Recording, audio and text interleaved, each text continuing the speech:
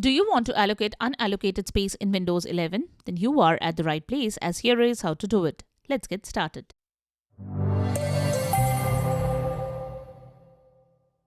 This is the Windows Club. You may view your hard drive in disk management and realize there are unallocated spaces.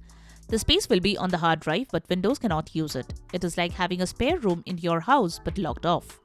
The house plan will show it, the location and the size. However, the occupants can't get to it.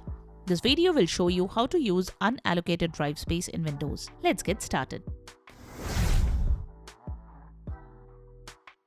Method 1. Make a new volume. To use up the unallocated space on the hard drive, right-click on the WinX menu and select Disk Management. The Disk Management tool will show the drives, their names, sizes and statuses. The unallocated drive will show the size and the label Unallocated. Right-click on the unallocated volume. Choose New Simple Volume from the shortcut menu. The New Simple Volume wizard appears, then click Next. Set the size that you want the new volume to have. You can set size in MB.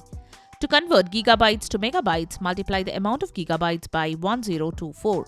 The default size will be the full size of the unallocated section. You can set a smaller size. However, the remainder will be left unallocated. Click Next after choosing. You can assign a drive letter or keep the Windows assigned a drive letter then. Choose the file system and choose the volume label or name and the other settings. Click Next when you are done.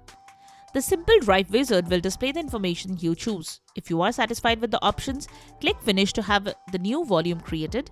You can click Back to go back and make changes or click Cancel to stop the new volume creation process. Windows prepares the disk by formatting it. The time required to complete the operation depends on the volume size. Larger disk drives take longer to format. If you look, you will see formatting where the drive is. Windows is formatting and preparing the drive for use. The display in the Disk Management console shows the drive being formatted. You can watch its progress in the status column at the top center of the window. The drive isn't assigned its new letter until after it is formatted. Disk Management console showing the newly allocated space. The unallocated space was renamed as New Allocated Space and assigned a drive letter.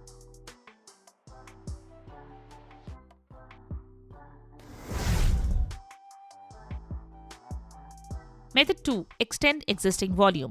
Unallocated space can be used to increase the size of another drive by choosing to extend it. This involves merging the two drives into one or combining part of one drive with another. This will enable the existing drive to be larger, allowing it to store more data. Open Disk Management by right-clicking on the Start button and clicking Disk Management. This is the Disk Management console showing the C drive before it is extended. When the Disk Management window opens, right-click on the volume you want to extend. The drive you want to extend must be beside the unallocated space you want to use to extend it. If any other volume comes between, it will not work. The Extend Volume wizard will pop up. Click Next to continue. The Extend Volume window will appear, requiring you to enter the size. Choose the size you want to extend it by. The default value is the size of all available spaces. It is recommended to use the default size, but it is okay to choose a smaller size. The remaining space on the donor volume will remain unallocated. When you are done choosing, click Next. The final stage of the Extend wizard will pop up showing the disk selected and the amount of space that will be extended. To close the wizard and commit the changes, click Finish. To make changes, click Back or click Cancel to stop the extension process. This is the Disk Management console showing the extended drive C with more space. There is also the unallocated volume. Before you begin the process of creating a new volume or extending an existing one, ensure that your laptop is plugged into a power source to keep it on. Also, if the electricity goes, the battery will keep the computer on until the process is completed.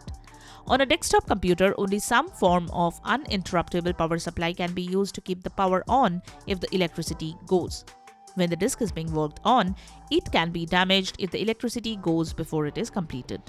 So that's it. Subscribe to the Windows Club for all your tech solutions related to Windows. Thanks for watching.